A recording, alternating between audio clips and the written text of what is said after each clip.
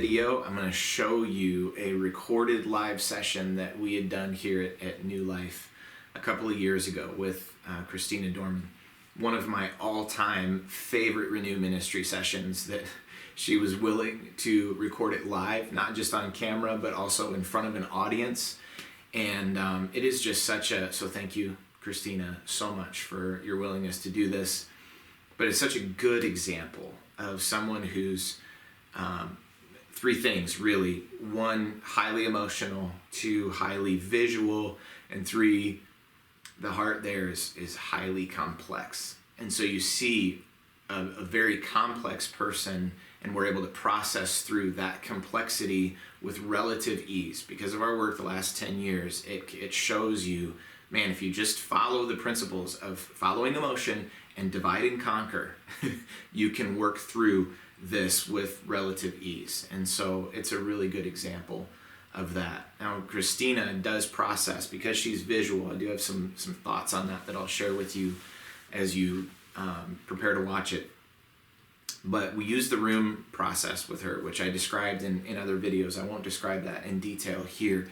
But we use the rooms because when a person is highly visual like that, they can become overwhelmed. You know, they can have 3 or 4 different emotions going on, different characters that they're seeing in their heads, different guardians that are at work over here, or God lies over here. And so they kind of see all of it in their mind's eye. And in order for them not to get overwhelmed, what we have to do is isolate one thing at a time, divide it, and conquer that. So we put that in a room visually in their mind's eye to process it so they keep from overwhelm. So you'll see that here in this video. Another thing you'll see is that because Christina has such experience with this, there's questions I didn't even need to ask, because she, there's the process. We've got all the questions that we walk through, and sometimes she'd skip a step just because she's experienced, she knows what to do, she knows how to connect with the pain, and so automatically she would just go there, and I would just be informed. She would say something, and oh, okay, we skipped that one, good. She's helping us go even faster. So that's actually part of the reason why this session went quickly, was because she helped this go quickly also. So you'll see that she is quite visual, and we use the room process. You'll also hear me ask the question that I've described in other videos of, I'll ask her, what does that look like in your mind's eye? Because a lot of times visual people don't speak their emotions as well as they describe the picture in their mind, and so that helps them really connect there. So you'll hear me ask that question a lot in this video. What does that look like to you in your mind's eye? Another thing that I just want to make you aware of is every session has different length. Every session has different complexity to it. Every person processes differently. What you're seeing here is I've worked with Christina a lot. I was very well connected with how she processes. I've learned how to process with Christina. And so because of that experience, I knew better how to help her process. A simple example of that you'll see in the video is I just knew from my experience with Christina, if she's got 2 characters going in her mind, as she's visualizing that, I've just known through experience to ask her, instead of asking, how does that make you feel? I knew better to ask her the question, what message did you receive from this other threat, this other person, this other character? Okay, so you'll see that as well. So it does go quicker just simply because her and I have had practice in the Renew Ministry sessions together, and I've learned how she's processed. So a few little things that made things go quicker. So this is it is a quick session. Don't be threatened by how quick that is. It is a complex session. Really, the reason why I want you to watch it is because you'll see, just tangibly, you will see how this process works. She came in feeling horrible, and at the end feels completely light and renewed, set free from the lies that she was believing. It's just so motivating to see someone go through that process. So I really hope you enjoy it. Another thing that is fun about this video is you'll see a mistake I made. And So you'll see it in the video. I don't need to go into it, but I could have cut if I had not missed what I missed there in the video. Probably could have cut a couple of minutes off of the session overall. It would have exposed the God lie maybe a minute or two sooner, and we would have been able to make the session even shorter. But that just goes to show we need to have grace for ourselves. And I don't think that I've ever had a session that I didn't learn something from. We're constantly getting better at this. We're learning more about ourselves, more about the process, more about the person. So I hope this motivates you to stick with the Renew Ministry process to help you be tenacious as you do your best to serve God and serve people. Enjoy. Christina, do you have any particular topic you want to talk about? I do. So at work I've been trying to pace myself, take little breaks and stuff just to be a better worker. But I find when I try to take a break, I feel a lot of guilt and like shame about it. I feel like I'm doing something wrong since I'm not spending like every single minute for my employer. Okay. And that's not the way it should be. Okay. And what makes you feel guilty? I just feel like I am doing something wrong. Okay. Do you know why you feel like you're doing something wrong?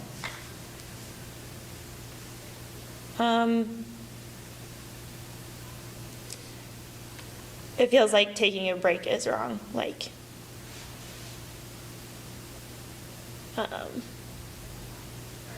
maybe it even stems back kind of to some of my memories and stuff of like doing homeschool, where it's like, or doing things with my parents. They're very like, you better stay on task and finish, no breaks.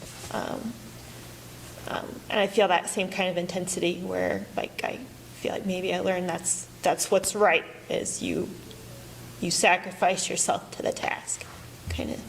Okay. Well, if we take that place, do you have any particular memory where that really stands out with the homeschooling? Not really. It just kind of feels like a big weight. Okay. So if we take that particular part of you where your parents are bearing down on you and you're feeling like you have to just sacrifice yourself to the task, put that in a room in your mind's eye. What does that look like to you in your mind? It's like there's almost two sides to what's going on in the room. So on the one side, when I succeed in doing that, of sacrificing myself to the task, like I'm awesome and worth something. And when I attempt to sacrifice myself to the task, but then hit my human limit and break down and can't finish or do well, then I'm not worth anything. Good. Well, what I'd like to do is separate the successful side off for now. And I just want to have, when you've hit your human limit in the room, what does that look like to you? I suppose it kind of looks like a race where I can't finish. Okay. And especially my mom is there yelling at me. Okay. And disappointed in me. And so what's the message that you're receiving from your mom in that place? I feel like the emotions are so intense that I disconnect. Okay.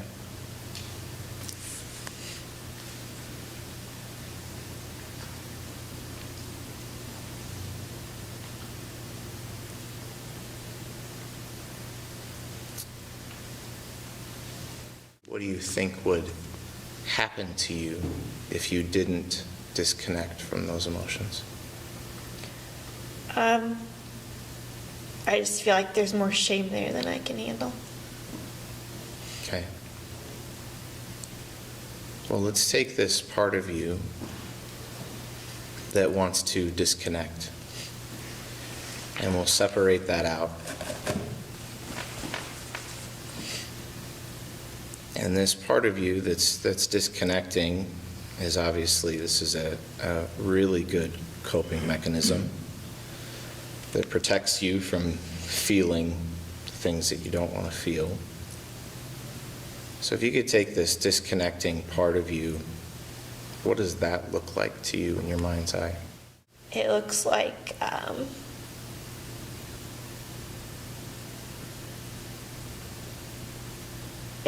me in a control room, and there's my emotional master switch, and it turns that off. Okay. It wants to hide from everything connected with that. Okay. If we were to bring Jesus, and Jesus could come to the room where that emotional master switch is. If Jesus could come and he could just look in the window into the room where that master switch is, how would he feel about that?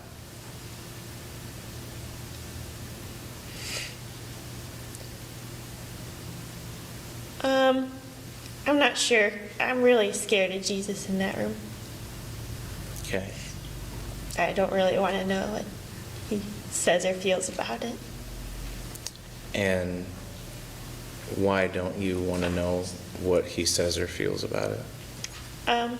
Because he's going to want to turn the switch back on. Okay.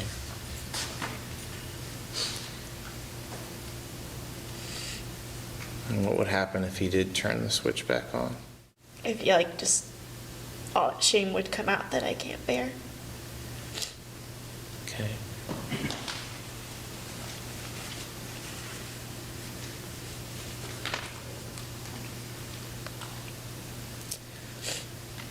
Let's take this part of you that's afraid. It's not just a disconnecting, it's not just the master switch, but there's a fear that's involved here. If we take this part of you that's afraid of turning that switch back on, what does that look like to you in your mind's eye? It looks like me hiding in a room with the lights off because I don't want anybody to see me. Why don't you want to have anybody see you there?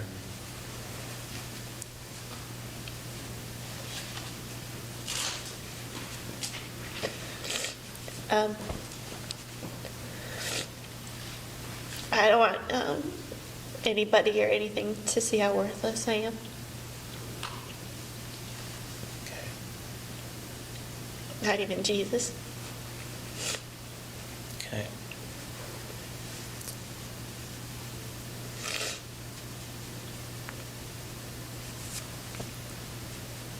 Let's go ahead and separate that worthless out. If we just if we leave the fear here in this room, separate the worthless part into its own room, what does the worthless, just the worthless part of you look like? Just kind of ugly and starved, and incapable of any strength. Okay. Just hideous and weak. Christina, if we bring Jesus to that place where you are hideous and weak, incapable of doing anything, as he looks in on that, how does Jesus feel? So this isn't the real Jesus, but I feel like he just agrees that's what I am. Okay.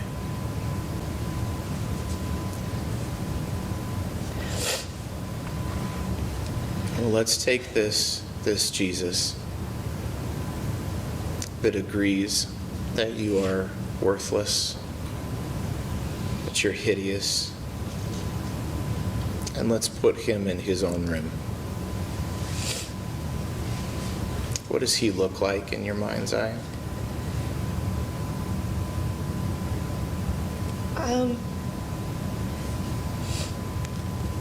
Kind of displeased and angry, and kind of fed up, rejecting, I guess. Christina, let's take the Jesus of Scripture, the one that you know, the Jesus of Scripture that died for the least of these. If we bring him to that room where this false version of himself is, and have him look in, how does he feel about this false version of himself? He feels angry. If we let him into the room to interact with this false Jesus, what would happen?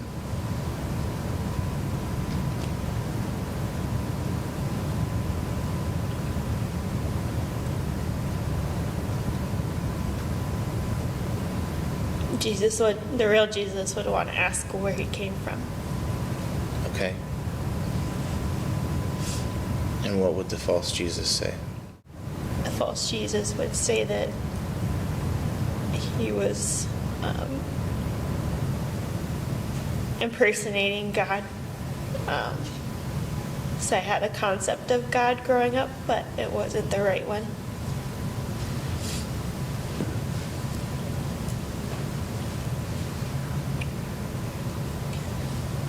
And then what would the real Jesus say or do?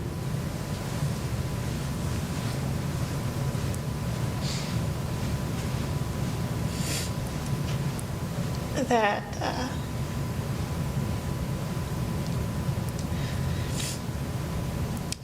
he'd say that he's just not anything like that. That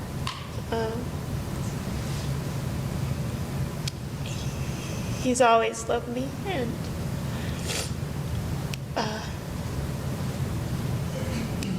basically everything I thought I knew about God before being saved was just, it's not worth standing on. The God I thought I knew was Satan. It wasn't really the real God.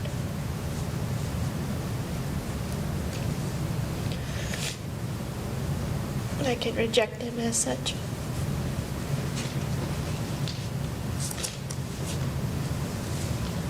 And does that resolve that place? False Jesus? Or do they need more interaction?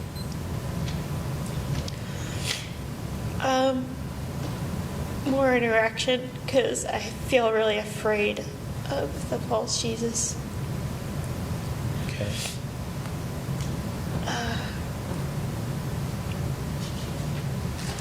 I feel like that what I knew of God and the false Jesus is the one that made me worthless and hideous.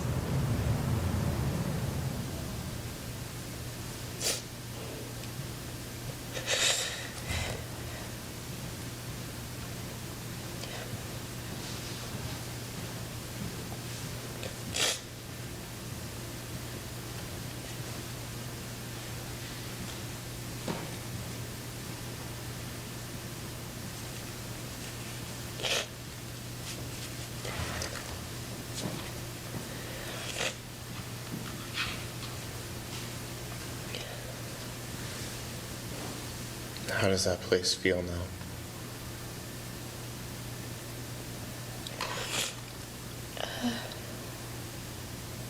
Like, I want to hear what the real Jesus would say about that. Okay. What would he say?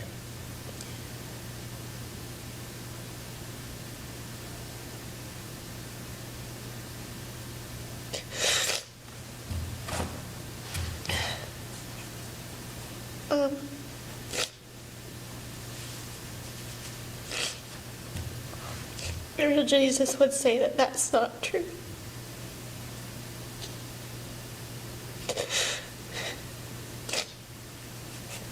he'd say that he is the real God, that he thought of me before he created anything, and that he didn't make me ugly and worthless and weak. He made me just the way he wanted me. And to him, that's good, beautiful. And even with my human limits, it's good. He loves it.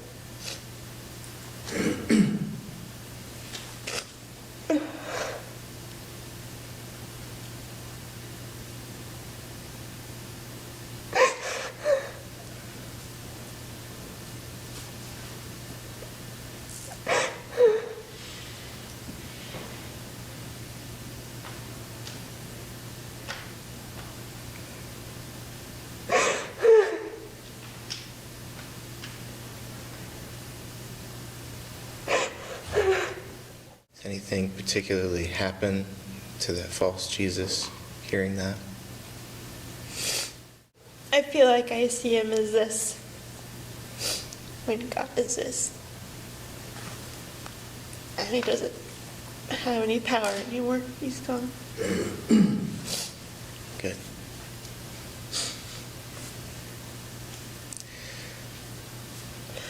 Well, let's bring this Jesus that knows exactly who you are, understands your limits, loves the way you are.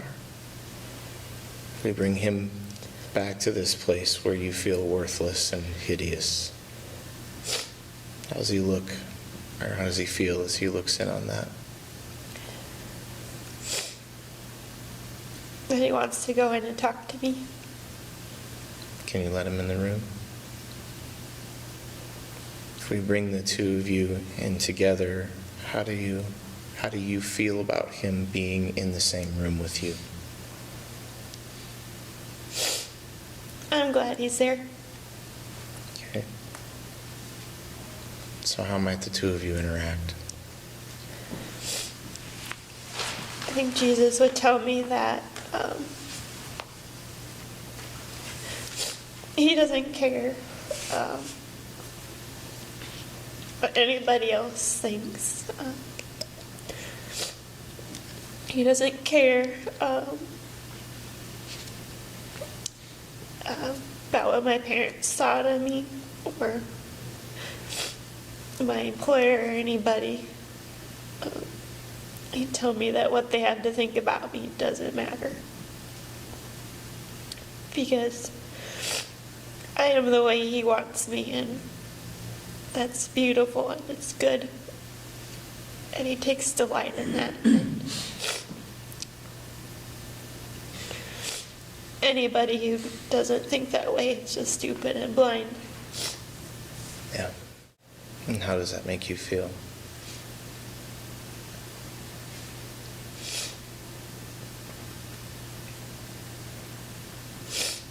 Better. Good. I see myself as myself now. Good. Now let's go to the place where you are with your mom,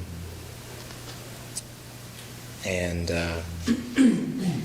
your mom's bearing down on you. You feel like she's commanding you to run a race, but you just can't finish. You would say that this race is what the world does when there is no God in their heart. And he doesn't want me to run it at all. And that he'll take care of me, that this world might reject me or fire me or think ill of me. And it can do that. That's its problem, not mine. And that God would rather have me be me, because there's more glory in that for him. and it's better for me. So he just takes me out of the race and we walk away. Well, good job. Let's go ahead and back out. So in all of those different rooms and a couple of different Jesuses, what would you say in your heart was the bottom lie? That God had made me worthless. Yeah. That I was, because I'd always felt worthless all my life, like the theme that goes back. Like I never felt worth anything, and I think I just sort of subconsciously connected that to God, that he just made me this way, this is what I am. Yeah. And how has that affected your entire life, living by that lie? Yeah. That's a difficult question to answer. That I'll get to truly experience what it means to be out of the kingdom of darkness.